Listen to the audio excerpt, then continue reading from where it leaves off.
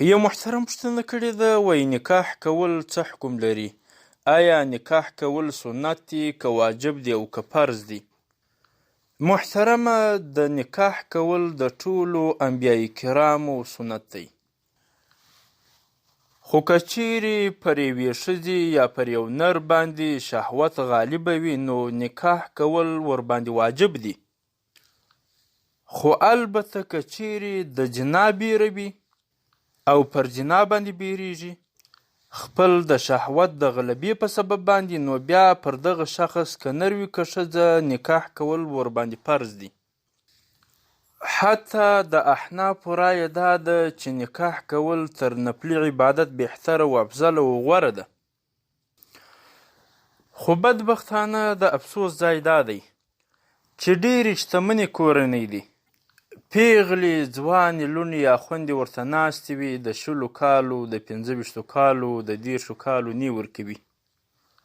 ګورئ دا یاد ساتئ که چیرې د چا بالغ زوی یا بالغ لور د شهوت د غلبې په سبب باندې هره ګناه کوي، دغه مشران بیا په دغه ګناه ورسره شریک کي، ځکه دوی دغه خپل اولادونه په لوی لاس باندې د نکاح کولو څخه را بند کړي دي.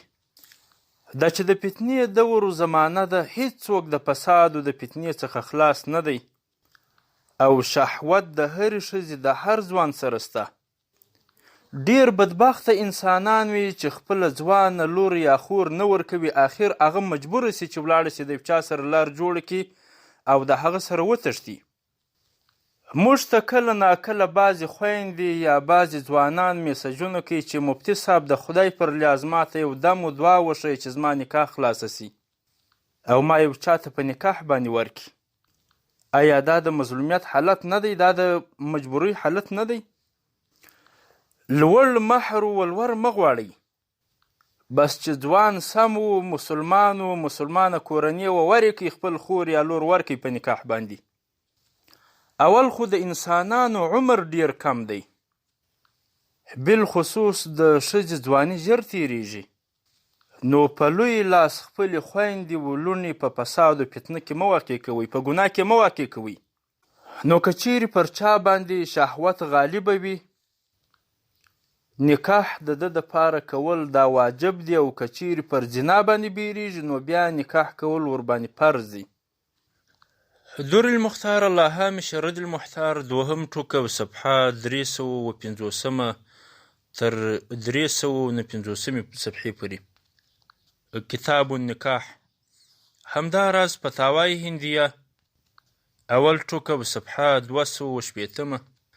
همداراز بل ځای رد المحتار دوهم ټوکه و صفحه 355.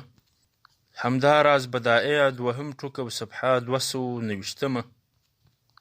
همداراز مشکات شریف دوهم ټوکه و صفحه 270. همداراز فتاوای حقانیه دریم ټوکه و صفحه 519 او فتاوای هادیه 102 صفحه. همداراز بل ځای مشکات شریف دوهم ټوکه و صفحه 201.